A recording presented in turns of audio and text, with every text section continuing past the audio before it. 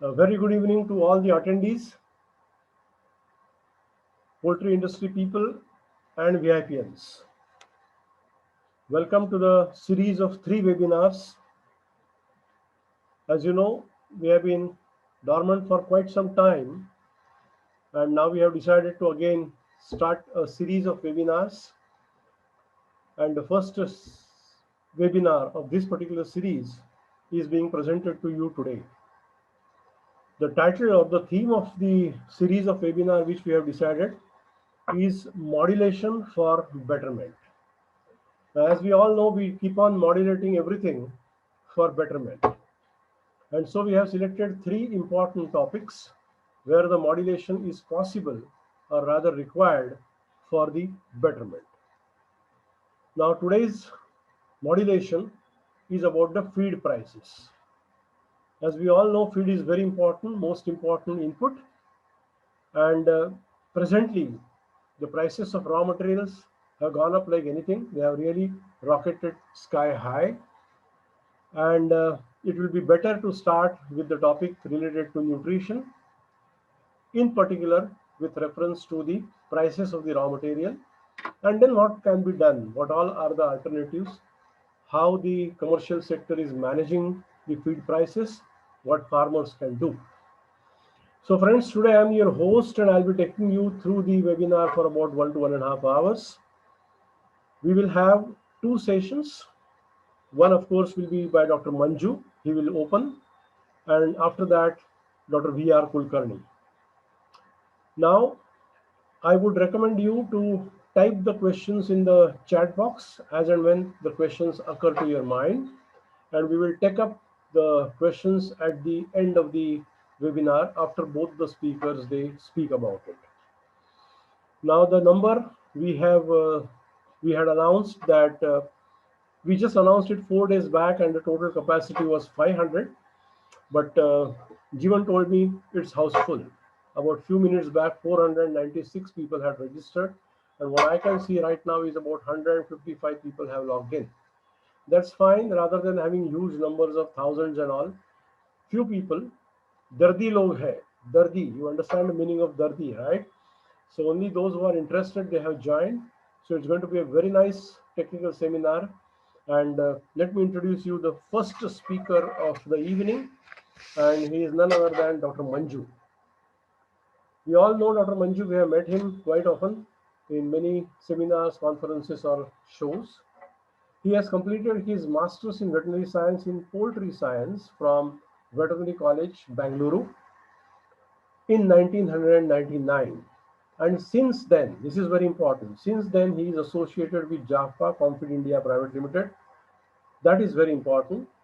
For so many years, almost 22 years, he is working with JAFFA, and right now he is heading the nutrition and quality control department on all India level. He is leading a team of 12 technical service vets pan India and a team of about 90 quality control staff servicing 6 feed mills throughout the country. He is also providing nutrition and technical support to Jaffa Bangladesh, which is a recent addition or an entity into the group of Jaffa. His passion involves keeping updated with the related areas, interactions with the farming community, and to learn and adopt the new technology. And exactly that's the reason why he is here. He's going to share whatever he has learned over a period of so many years with we all. Working in tandem with feed mill team to achieve objective of quality feed production with process of optimization for optimum deliverables at the farm levels is something what he does. So let's welcome Dr. Manju with a huge applause, and I hand over the stage to you, Dr. Manju. You can take about 35 minutes to 40 minutes, not an issue at all. And after that, I will give you a warning 5 minutes prior, and then at 40 minutes we can stop, so that we have 80 minutes, and then about 10 minutes we can have some question and answers. Even if the webinar gets extended by 5-10 minutes, doesn't matter if the question and answer session extends. Thank you very much. I hope all the attendees will enjoy the session. Take care. Manju, please. Thank you.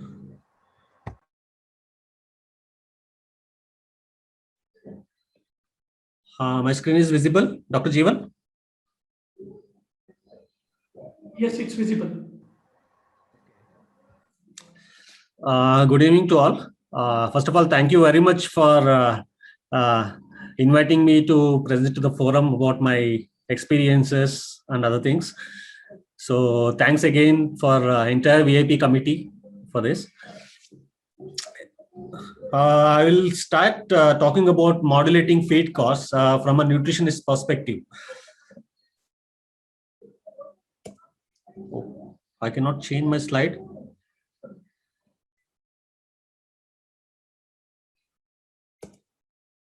Jeevan, I cannot change my slide. No, we can see the slides. Oh, but somehow I am not able to change it. Jeevan, kindly. It's moving now. Yeah, you could change it, right? Yeah. Okay. I think it's a very well-known fact for most of us. We have gone through this. We have seen statistics. We have seen predictions. Everything we have seen. So the current situation is an out-of-control raw material situation. That's exactly we are in. So there was a time with 4-5 rupees of feed cost difference. Somehow it was in hands of nutritionists to manage, but now it is. Typically, we can say it's out of control. It's not just price; it's quality also. And quality, trust me, it is not traditional anti-nutritional factors.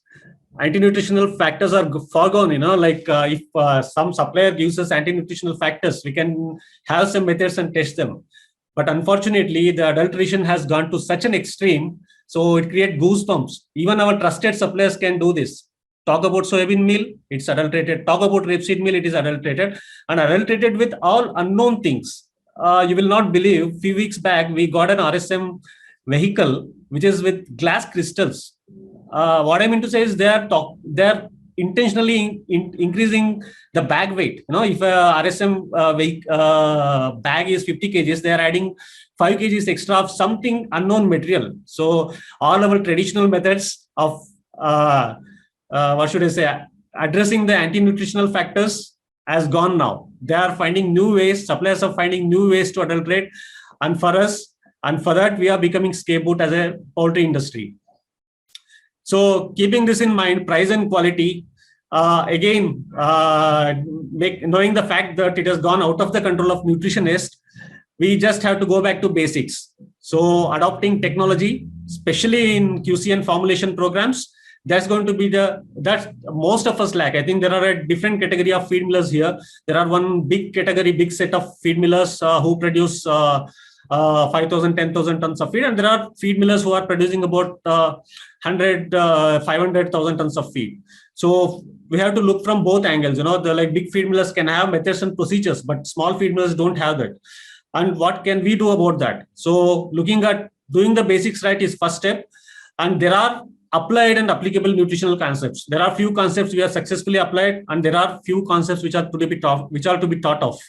So I'm going to go through some key points on this area. I think 45 minutes is too short a time to dig deep into the subject. Anyway, coming to the first point, so the role of nutritionist. It's very complicated. Sorry to disturb you. Can you please do it full screen? You have to go into View tab, View and full screen. Just a minute. Yeah.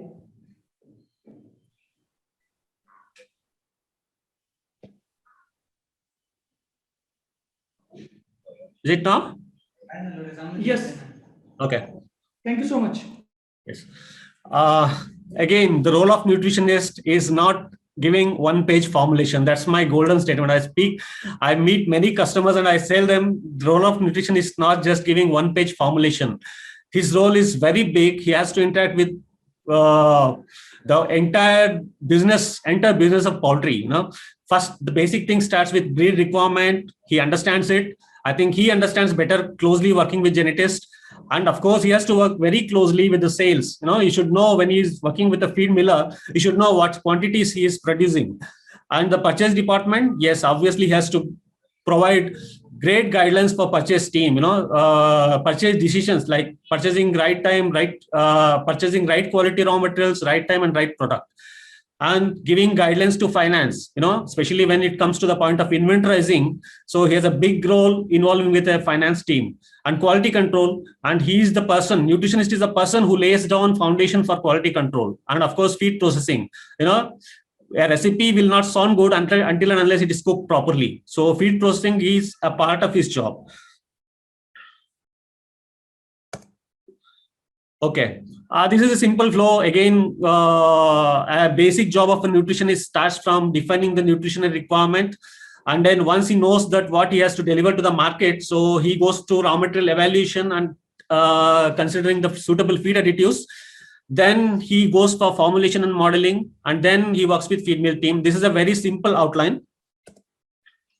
Okay, coming to nutrient requirements, there are hundreds of nutrient requirements published by individuals, also published by a lot of research councils.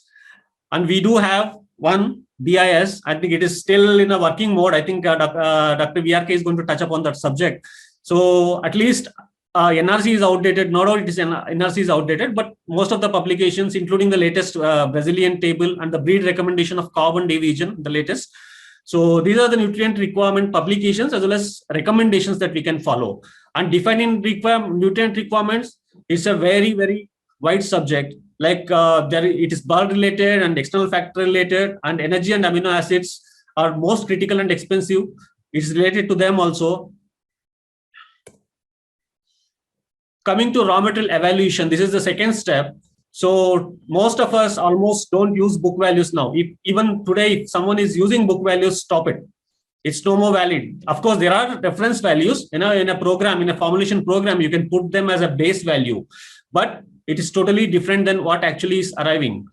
And second method is an actual wet chemistry analysis. So determining our own ingredient values by means of wet chemistry.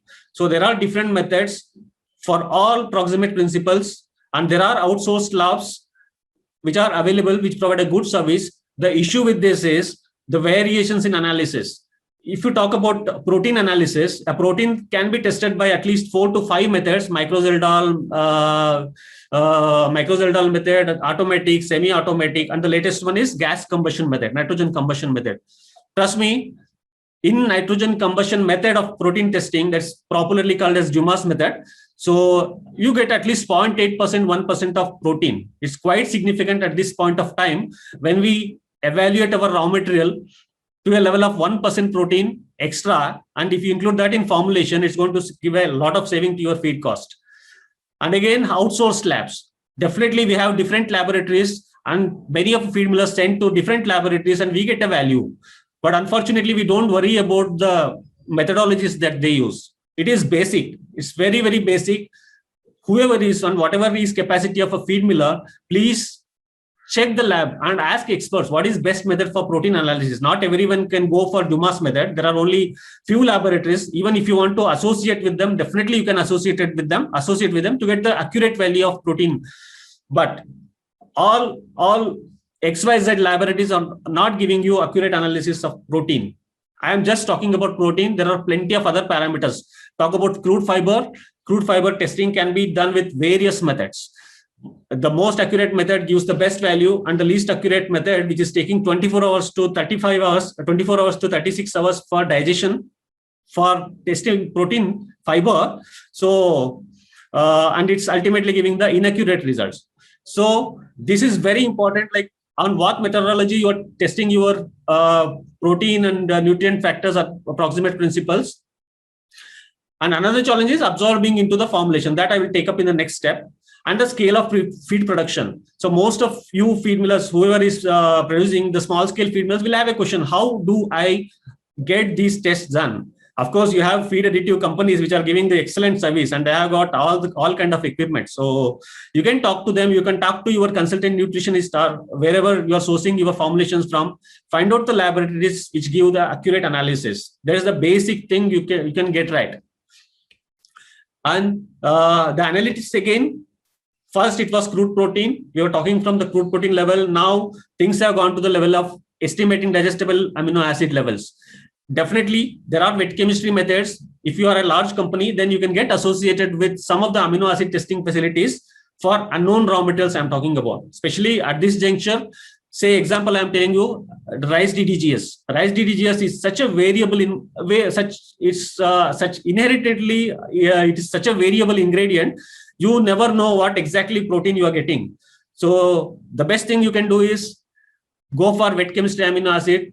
At least have a data of that, like how your rice DDGS values are varying from protein. And trust me, in our database, we have seen variation up to 40% crude protein variation.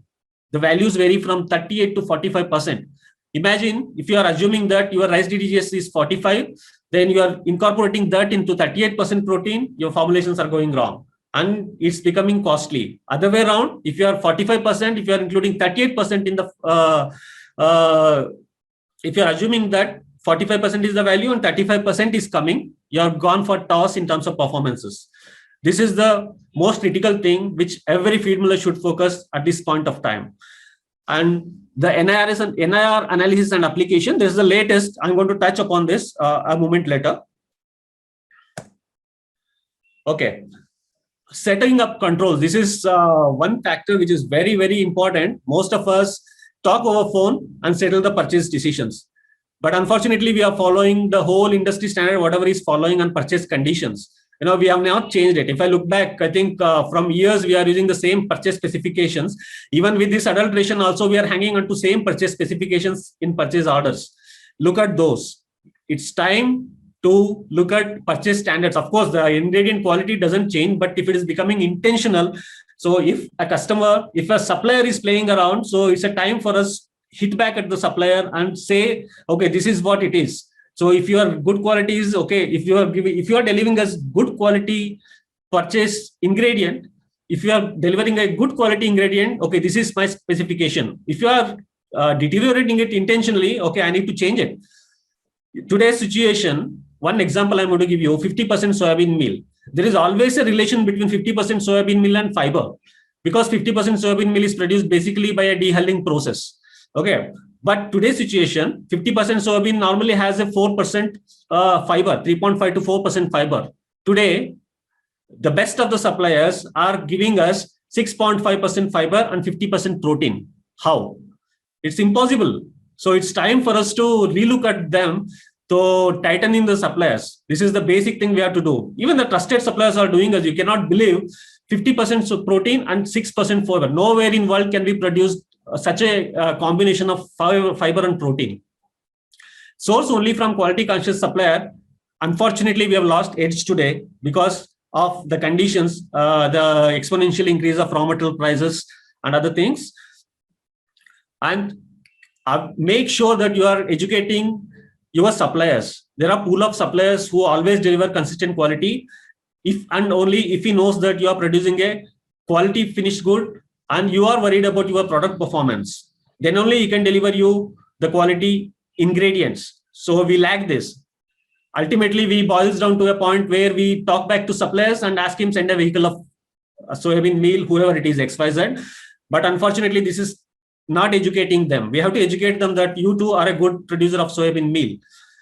And profiles of ingredient suppliers. You really have to have a vendor block listing facility. At least if you don't have SAPs and ERPs and whatever, at least have some, start developing Excel formats and the Microsoft Access formats which can very easily help you to blocklist suppliers. You can, historically, I think most of you are in business from years, like 15 years, 20 years, whatever. But if you would have had some data of suppliers from years, definitely you would have arrived at a point where, okay, this is not a right supplier. Because clearly you can track when raw material prices increase, supplier starts compromising on ingredient quality. So blocklisting suppliers and creating a vendor quality list, that's very important. QA procedures, I think I covered it. So you need to have a proper SOP for testing quality assurance procedures and acceptance and rejection policy. There is only one thing in quality control. I think what Jaffa has taught me is there is only one thing in quality control. That's black and white. There is no in between. Of course, we have set some in between by fixing rebates in purchase order. Yes, that works. Definitely that works because nutritionists can work based on those deviations. But not that if a company X rejects that raw material and it goes to other other raw material company and it gets accepted. No, if a company X is rejecting, stop accepting that rejected material at your end, because it is gone, it has undergone a quality check properly and it has come to you and it is rejected. So this is very dangerous, creating the acceptance rejection policy and tightening the quality control things. This is the basics about quality control which we miss. And at this crisis of ingredient price, it's definitely going to add a cost to your product, because you're wrongly using the poor quality raw materials, and also it's causing problems to you. Again, a lot of things talked about during all these days. There are a lot of publications. I don't want to touch upon this slide. These are inherited things which come along with alternate ingredients. Whenever we are trying to use alternate ingredients in formulations, we always worry about digestibility, composition, variability, material texture, anti-nutritional factors, everything comes. One thing I would like to tell you, relative pricing. Relative pricing, I think just working on the basis of protein and energy is gone. So please stop doing that. Energy and protein is not anymore deciding. You have to give a value or a price to that raw material against soybean meal or any other superior ingredient. Please stop doing that. There are technologies which are available. Of course, a simple Excel, but again, Excel problem is you can evaluate only on a single nutrient basis. Suppose, say 100 grams of protein cost, I can say indirectly like cost per nutrient. That is a simple way we can talk about. Cost per nutrient is a simple way, but it doesn't weigh all ingredients at a time. So you need to work on that. So I'll talk about that, how you can work relative pricing on ingredients. Incomplete local information on alternatives. Yes, we are referring, a lot of information is available. There are textbook values, but unfortunately, we don't know digestibility coefficients of all our ingredient, at least for limiting amino acids. Normally we have some critical 5 to 7 amino acids in the formulation. We don't know digestibility coefficients locally tested. Whatever references we are using, they are mostly from international. So we don't have any testing facility in India. I think research facilities should look into that. But unfortunately, we are using them with an assumption figure. We never know what is the digestibility coefficients accurately. We refer for rapeseed meal, say example, we refer somewhere outside, and rice DDGS very unique. I think rice DDGS, I don't know whether it's purely rice DDGS or a mixed cereal rice DDGS. It's a question mark. And we work on a digestibility coefficient of particular value on this. So it's a big question mark. We don't know anything about digestibility coefficient. We are working on an imaginary number. And the variabilities, absorption of variabilities in formulation, chalega. That's the attitude we have. No, it doesn't work that way, because we are not dynamically absorbing. Again, this go back to one-page formulations. I think it's time for us to change this one-page formulation technology and try to absorb and do very dynamic formulation based on actual analysis. And our purchase decisions are not made based on these analytical variations. That's most important thing. We talk to a supplier on a phone and he gives us some price and we buy it and we test it. And unfortunately, a small feed miller, he tests somewhere outside and he doesn't have time to send those analytical reports back to the supplier. And ultimately, you're forced to use. And today's situation, most of the feed millers are on hand-to-mouth situation. They're not stocking any raw material. If a vehicle of raw material comes, we are using it without testing. And this is a weak point of end users for the suppliers. And they're exploiting us in this.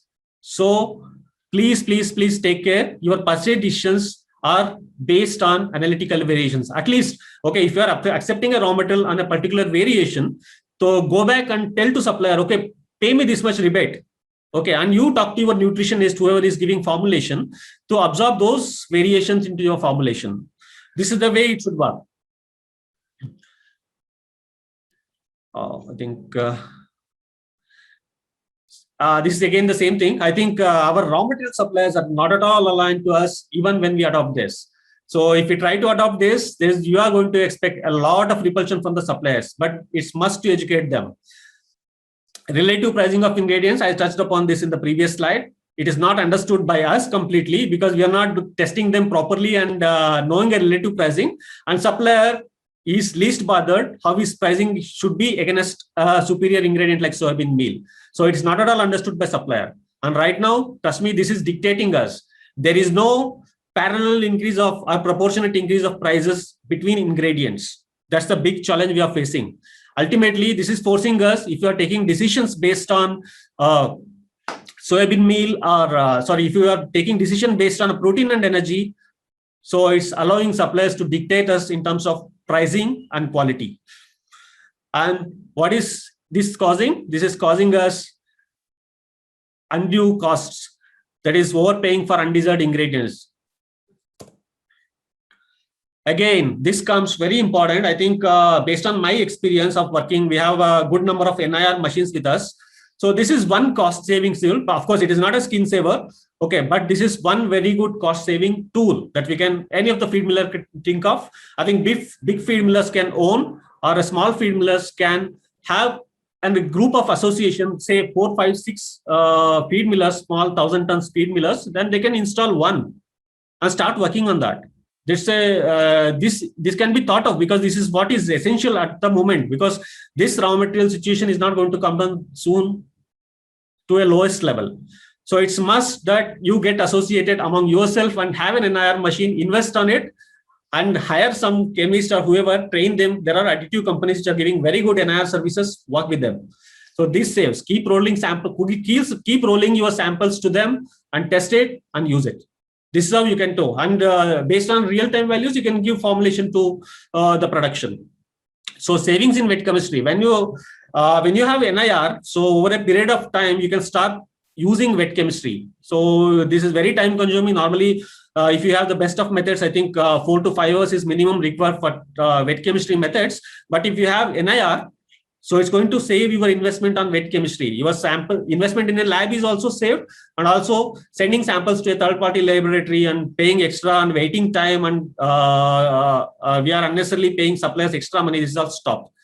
So this is one great advantage of NIR. And the process, adjusting feed formula effectively, it is related to, again, your quicker analysis data which is getting generated from NIR. So you can absorb those data into your formulation very accurately. And the product, based on your raw material variation, you can very dynamically work with your nutritionist and adjusting the formulations. This is one thing which can be done very easily, provided if you can associate yourself.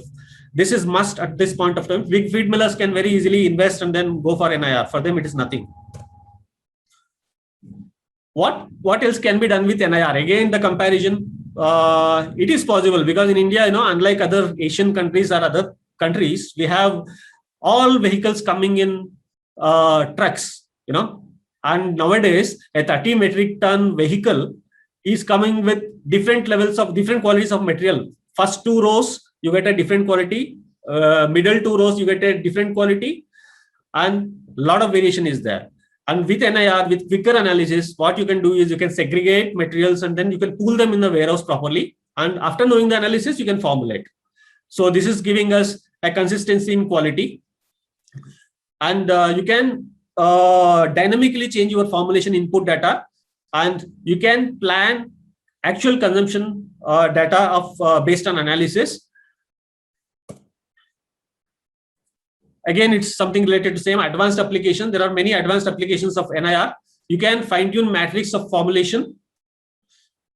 Instead of judging grains by functional grain size or grade, you can basically work on functional utility.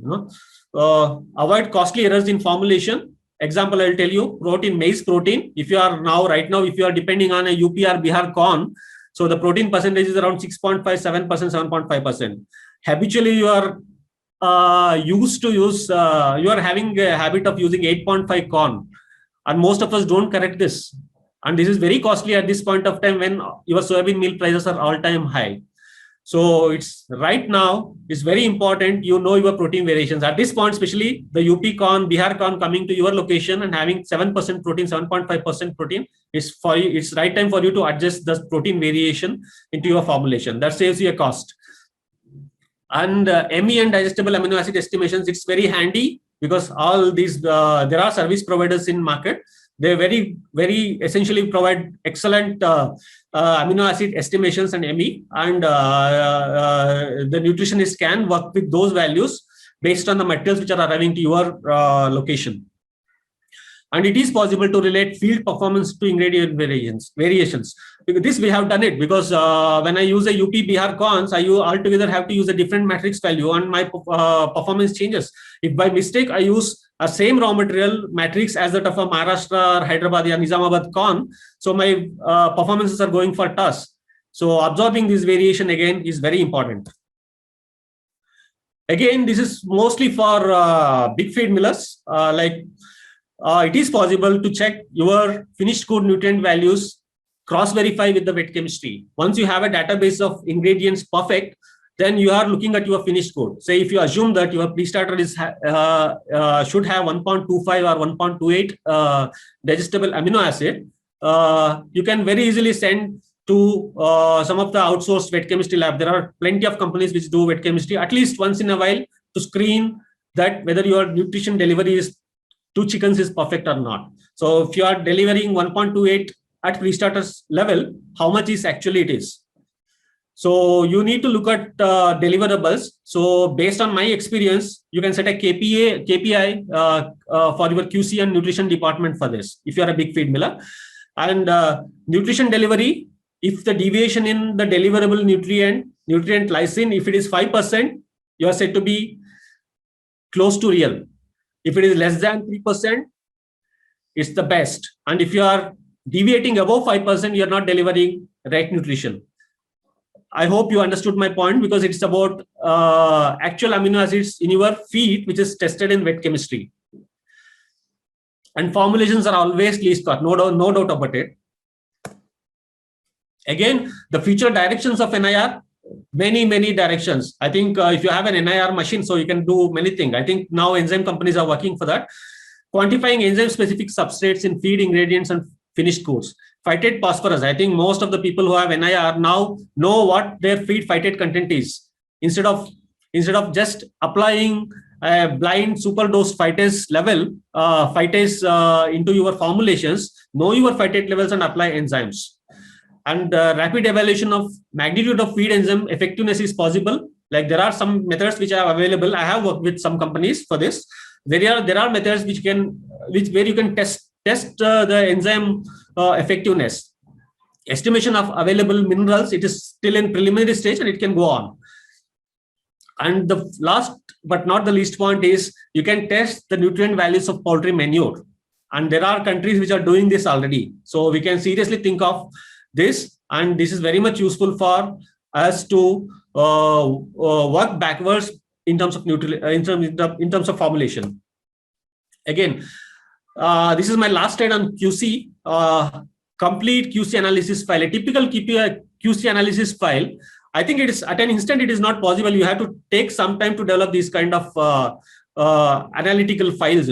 Say if it is, it should typically have a chemical analysis, an amino acid analysis if I have NIR, and at least mycotoxins, at least test 5, or you can add 2, 3, 5 more. There are 50, 60 toxins are tested, but at least field prevalent mycotoxins are these. You can have this and test for anti-nutritional factors. All are listed there, and test for physical quality and test for outside lab heavy metals and pesticides. That's the crisis now. I think heavy metals are really causing concern, and pesticides. So this cannot happen for each and every vehicle. At least few of the parameters like toxins and heavy metals may not be possible for each and every vehicle, but at least rest of the analysis it is possible. And again, I clearly say big feed millers can have their own, small feed millers associate yourself and set up a lab. This feature is going to work for you.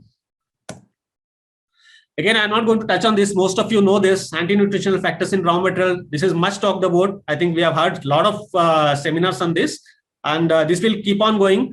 But look beyond these anti-nutritional factors. Educate your feed mill quality control department, or whoever is sampling at your feed mill, educate him. Because it's not just these traditional anti-nutritional factors which are coming inherently in formulation, inherently in raw material. It is the forced adulteration which you are facing through. A soybean vehicle getting adulterated with co-feed, maize co-feed, corn hulls, and a rapeseed vehicle getting adulterated with salt and some glass granules and plastic, everything like whatnot. Feed mill.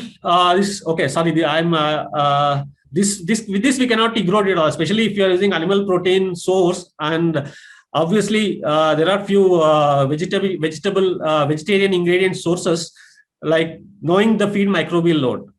This is very, very important, because at least test for 5-6 basic microbials in the feed, like Clostridium, E. coli, Salmonella, coliforms, and mold count. These are five basic microbial load you can test in your ingredients, and you can have a database of that. It's not that I understand that most of you are in hand-to-mouth situation, but start now, because anytime in future it's going to be helpful. So you can relate your suppliers to the quality.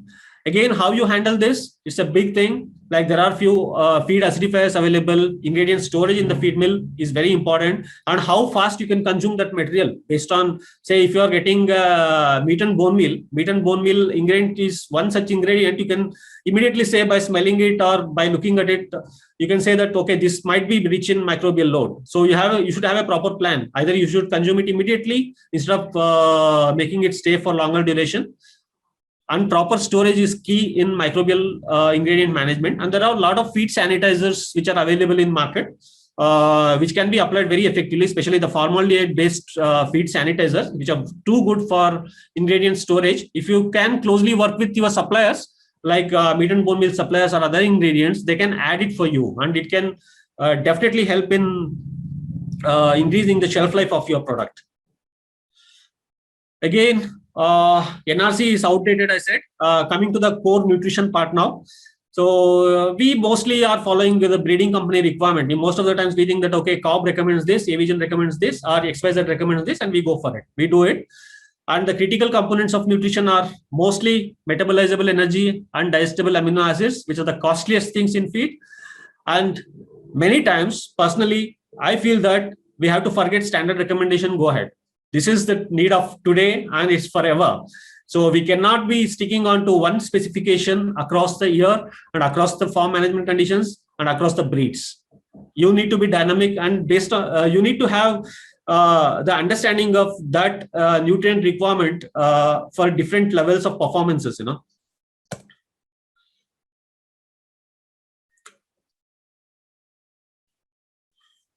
Okay.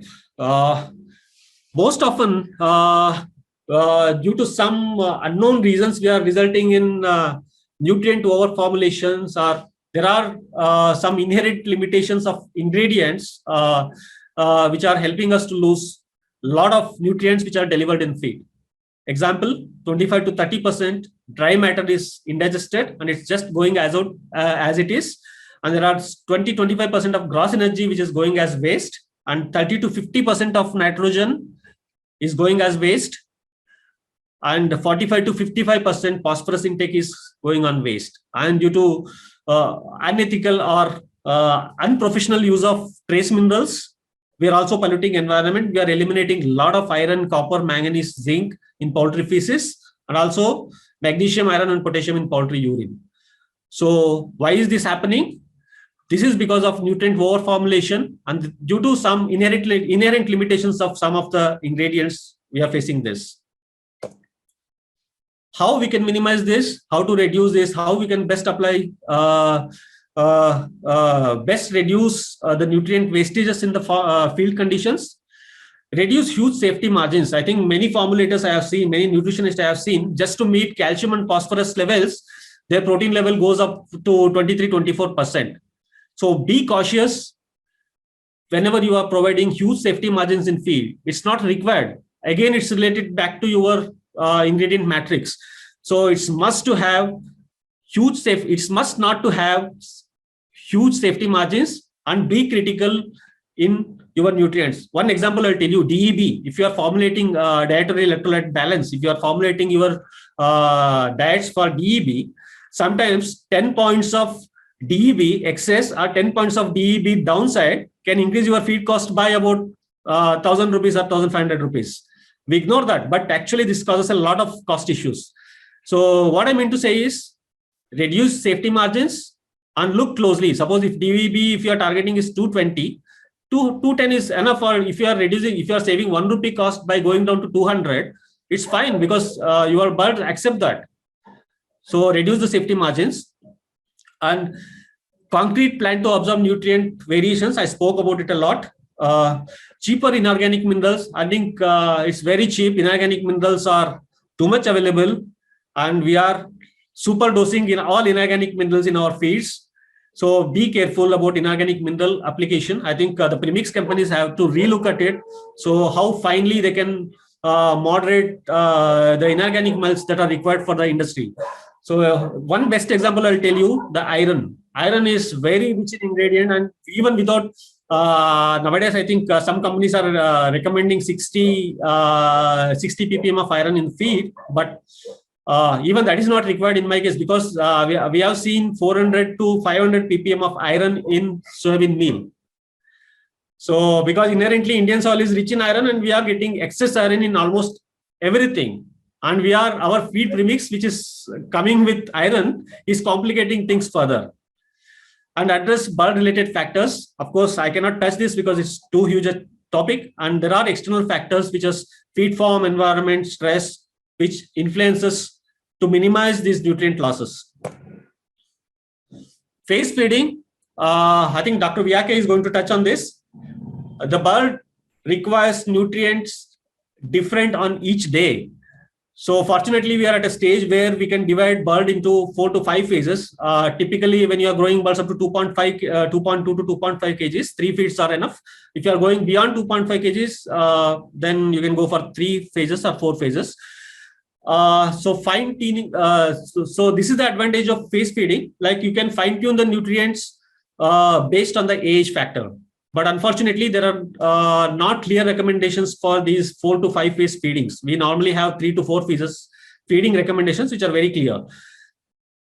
And fine-tuning feed texture is possible because of phase feeding. So we can typically adjust, say, if someone decides to have 5 feeds or 4 feeds, all the 4 feeds can have different particle size of feed. So that's going to help you a lot. Cost saving in vitamin and mineral premix is possible because we have a habit of using a single premix across all the feeds.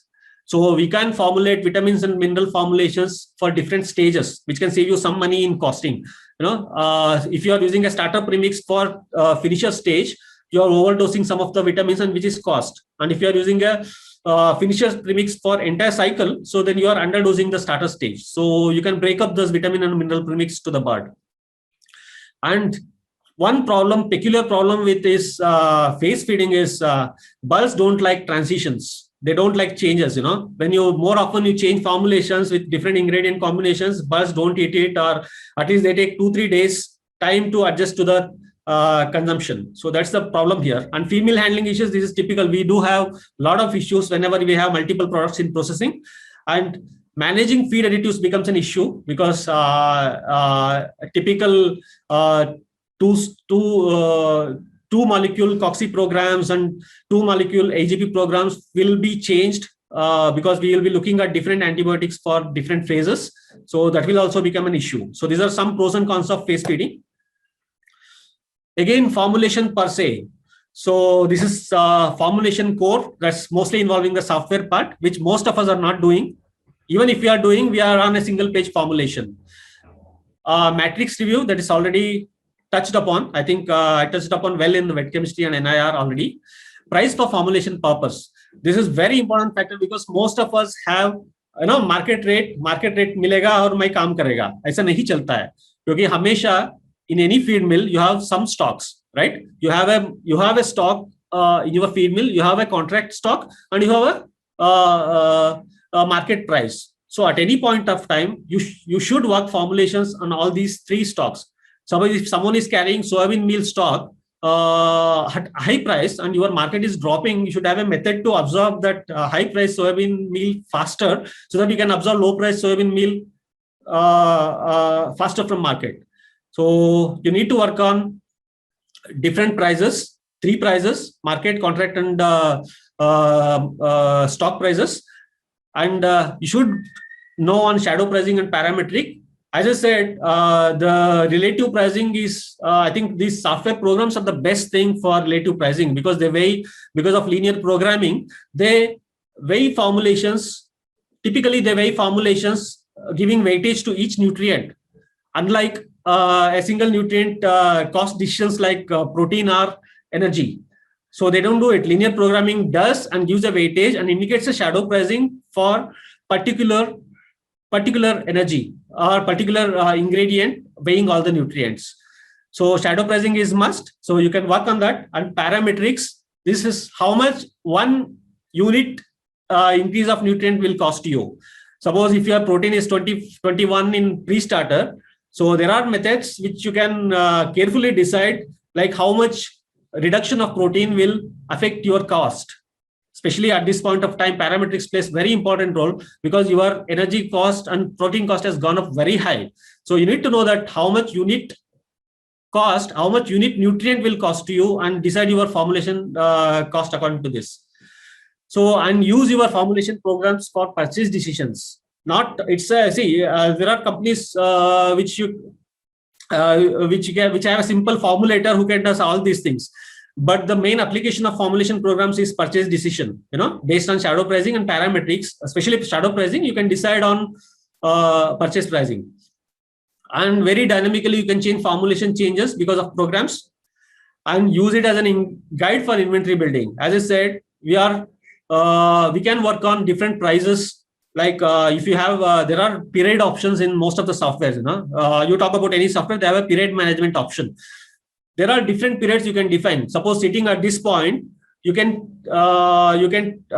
have forecast prices of next 3 months. You can imagine what my formulation cost can be at this point of time.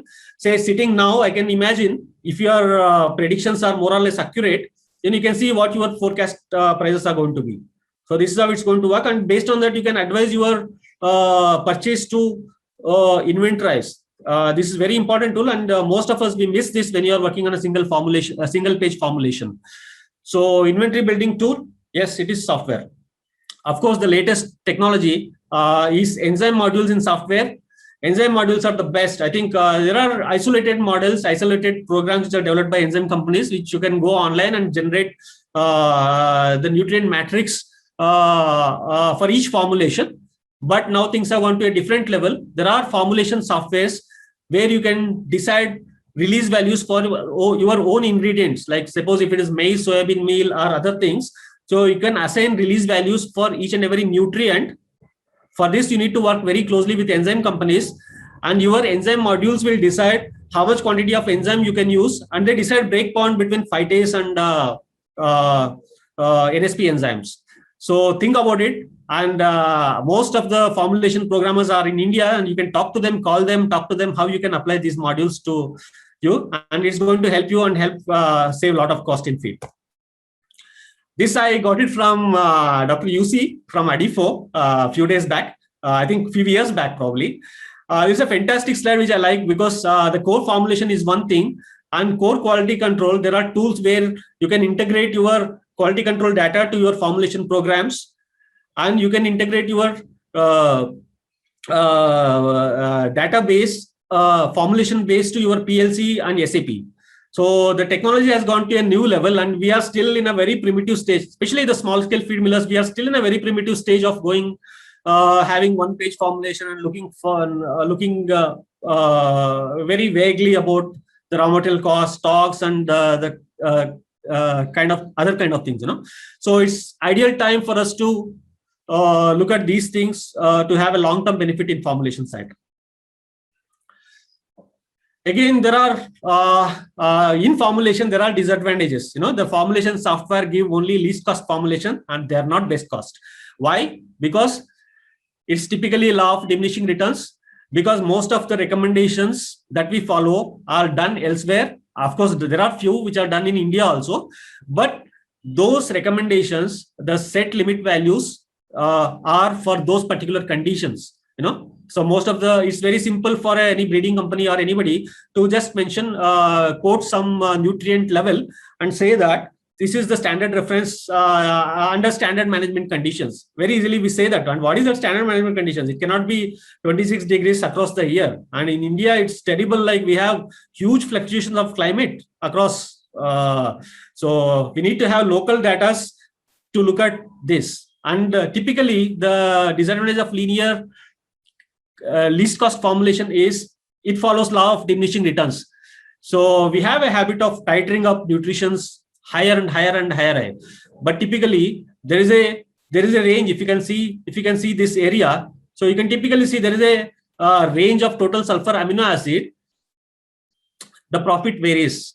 So I think this this can be taken offline. If somebody is interested, we can talk on this because nutrient requirement is not fixed, and the highest nutrient will not always give you the best performance.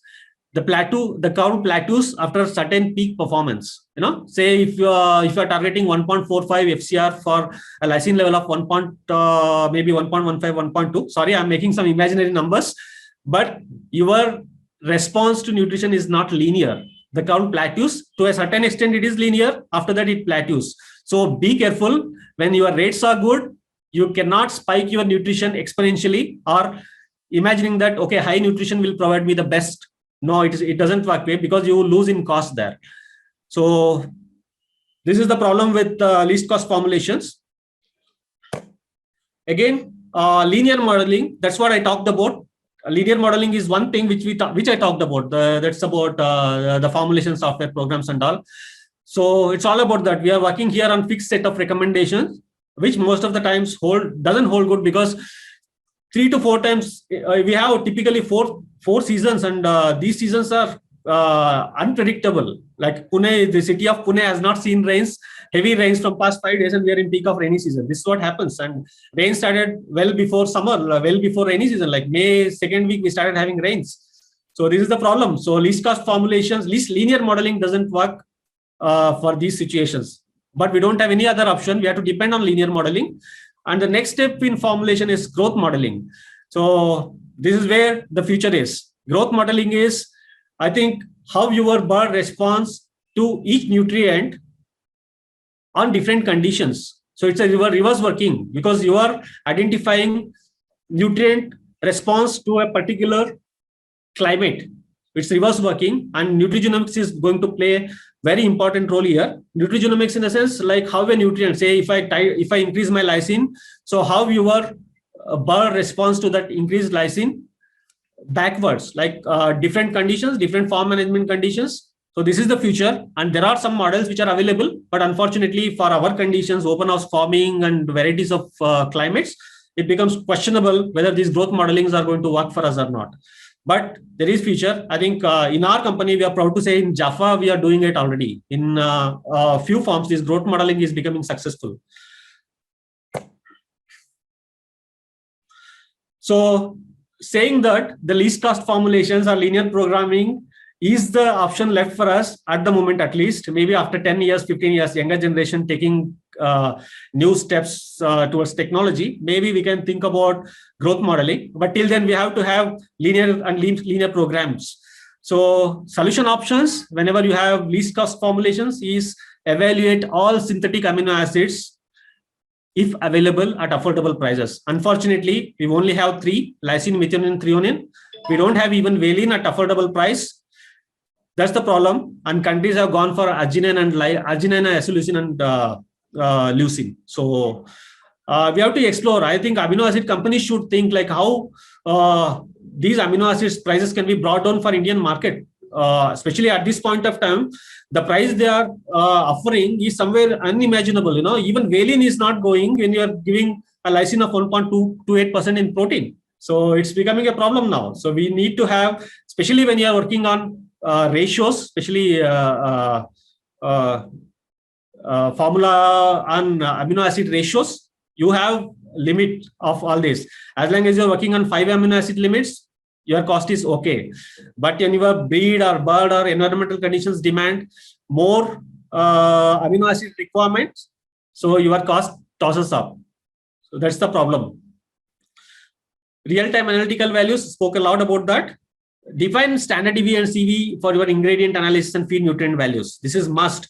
as said, like you should have, I think, feed millers mostly can have all this data, compiling all the information, know the standard deviation and covariance of each parameter. Suppose if you are having a corn from Maharashtra or corn from Hyderabad, know the variation. And if you all of a sudden start getting corn from UP, know the standard deviation. Okay, what is that? And what you can do with the nutritionist who is providing formulations to you. So you have to absorb these variations. And also the end product analysis, finished good analysis. You need to know, like, the standard deviation in CV is different for different parameters. Like, for salt it is low, and for salt CV should be very low, and for protein it can be higher. So most of us don't understand statistics, and we don't do it actually, and we don't apply it. So it's high time we look at statistics. Why I say about standard deviation and CV, because it gives you a flexibility to absorb the variations in feed. So you cannot always say like, okay, plus or minus 0.5%, okay, it's acceptable. You can relate those to field performances. You can always take decisions, So I said about shadow pricing and parametrics. It's high time. I think this is the feed millers have to work with nutritionists, look at shadow pricing, and take purchase decisions based on that, not based on individual cost. मुझे cotton seed मिल आज सस्ता लग रहा है तो मैं cotton seed पे हाथ हटाया नहीं. कॉटन सीड मिल सिर्फ प्रोटीन पे नहीं कंपेयर किया जाता है, सब न्यूट्रिएंट से कंपेयर किया जाता है. So do that. Multi blending tool makes you more economical. I said all these period management technical things all are multi blend options. And one beautiful multi-blending option is you can allocate particular stock. Say if you find a supplier, say example, I can give you an example. Say if a supplier is having maize gluten, he wants, it is available at your disposal, say at a stone throw price or a cheaper price. Immediately what you can do is, if you have a multi-blend tool, you can post the stock and run across the formulations and see how economically you can absorb that, and you can book all that 100 or 200 tons of maize gluten at a time and start using it for 2 months. That saves a lot of cost. That is possible only with multi-blending tool, which is not possible in a single page formulation. Work on stocks are multiple period prices. I touched upon it already. You always should have 3 stocks and 3 prices in your mind. Have the stock prices, have market price, have the contract price. Contract price is the material which is in pipeline, and the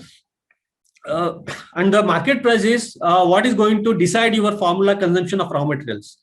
So this is what is required. And know your raw materials. I think anti-nutritional factors, I am not going to talk because we have heard a lot on anti-nutritional factors.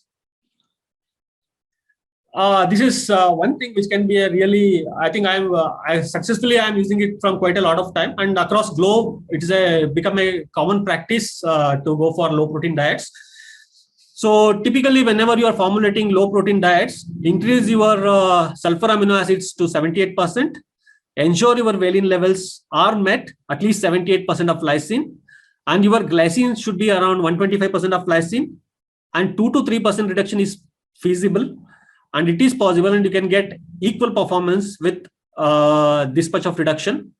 And you can be more flexible with animal protein diets, because normally when vegetarian diets we talk about criticality of non-essential amino acids becoming a problem. But when you are using animal protein diets, we can very easily say even your glycine serine levels are met properly. And birds respond to a range of nutrient specification required if required feed intake is taken care of. So birds, if they eat, they can perform. The only difference is the FCR, that's all.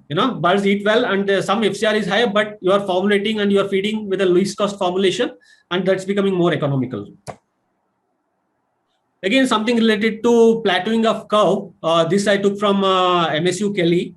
So this is a 0 to 14 day growth curve of a pre-starter diet. You can typically see there is a plateauing of curve after certain level of nutrient delivery. Till 1.28, you can see there is a linear response for increase in nutrient, but past 1.28, it's not very effective to use beyond 1.28 lysine. If somebody is doing that, it's a cost. It's a cost, and it's not required at all. Similarly, FCR also. Of course, in FCR, higher the amino acid level, better the FCRs, but that doesn't save you cost anymore. Again, this is publication from Cow Pantries. They have typically mentioned these are the levels: starter, grower, and finisher. they have clearly defined best profit nutrient levels and best FCR nutrient levels. I think this is from Justina Caldas. I heard her a few days back in the North Carolina, North America COV webinar. This is her slide published from COV Vantris. So this is the recommendation. That's what they are giving. Are we doing this? This presentation will be shared with all of you. You can have a look at this. If your objective is different, you have to formulate differently. If you want to have a body weight gain target, if you want to sell bulks to the open market, then you can have very well 1.26, 1.14 and 1.05 lysine levels. And if you are targeting best FCR, we are living in this world. We always look at FCR. That's gone because we cannot anymore live with FCRs. All best FCRs are not best costs. So this is the takeaway. So refer this. Maybe you can talk to your COP people. So what is this? And you can go through detailed articles and research data, and you can implement that in your formulations. Again, the ideal protein ratios.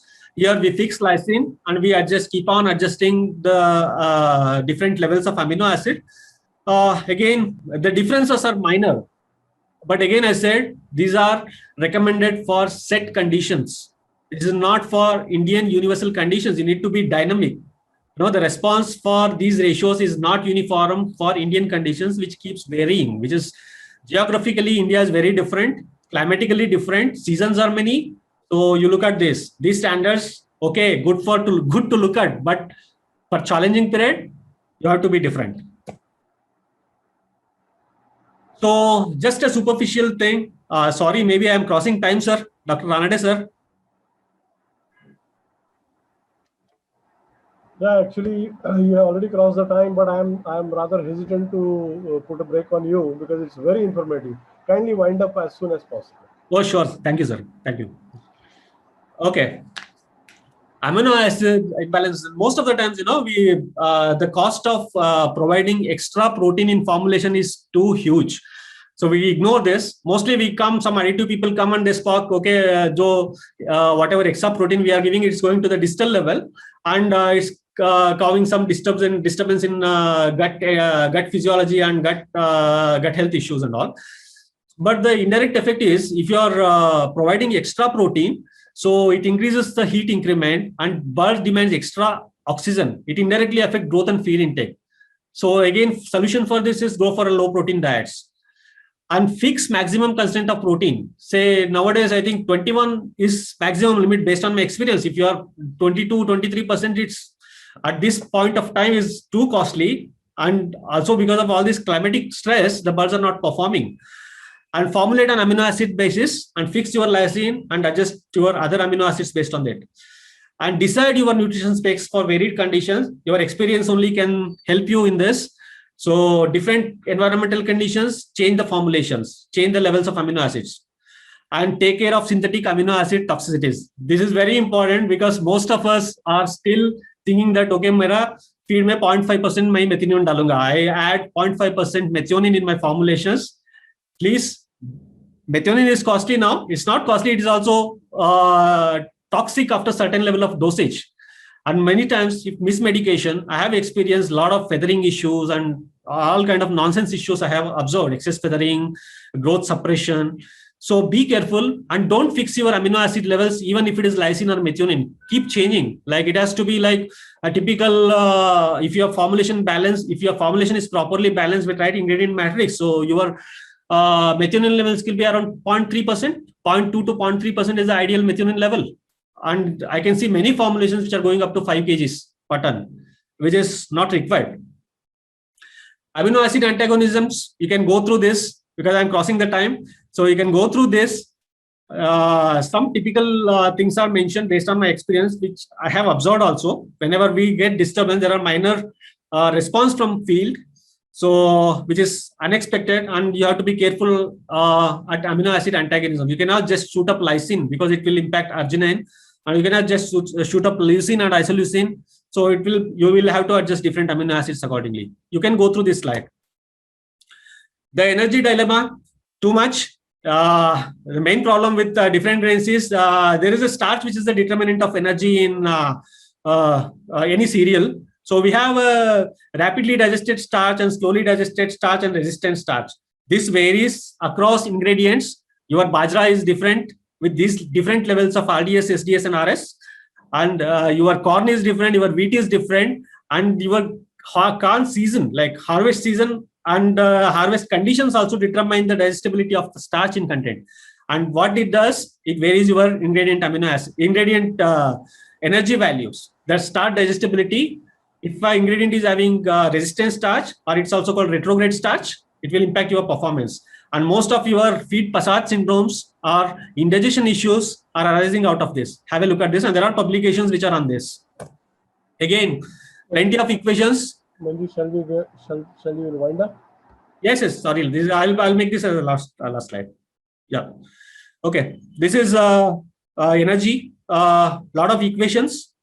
So you can go through this. I think this presentation will be shared. So on the energy part.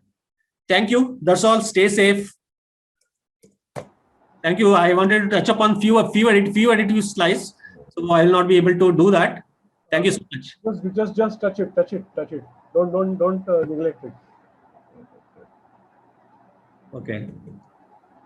Anyway, vitamins and mineral needs. Energy is a different story because we are not very sure about what energy levels we are giving. That's the big problem, and there is a lot of equations which are varying. Giving varying values. Say equation to equation difference is about 100 kilocalories. So it becomes very difficult to adjust those variations of energy in the formulation. So there is no accurate method for any values. Also, we are still depending on equations. And when you are supplementing vitamins and minerals, you need to know what levels you require. You require special application when you are focusing on immunity, meat quality, and bird health. So don't go for deficient suboptimum levels. Optimum levels are the one which need to be required for the bird performance. And the last one is skipping the slides. I would like to touch upon the enzymes. So most enzymes are nowadays commodities. You cannot formulate at this raw material price situation without enzymes. Fight is we have gone to a next level of application. People are using 2000 FTU and more than that. By aggressively reformulating, finish up available phosphorus, you can even go down to 0.28, 0.26 if you're not processing birds. If you're processing birds, you can even limit to 0.32. That's fine number because it will reduce your bone breakage. And reformulate over reformulating on top application and enzyme modules. These are the three methods you can apply enzymes. Reformulation is the best method. On top is costly. You never do that. And other feed additives are very generic. So thank you. I think this is about it, sir. Thank you. Thank you very much. Hear the message. Thank you. Dr. Manju, yeah, you have covered so many aspects and so nicely that I just was I was not in a position to give you a warning as well. I think we need to organize another session with you, maybe for half a day, so that everybody will be benefited. There are quite a good number of interesting questions which have come up, but as we discussed, we will take yes, the questions at the end. And now let's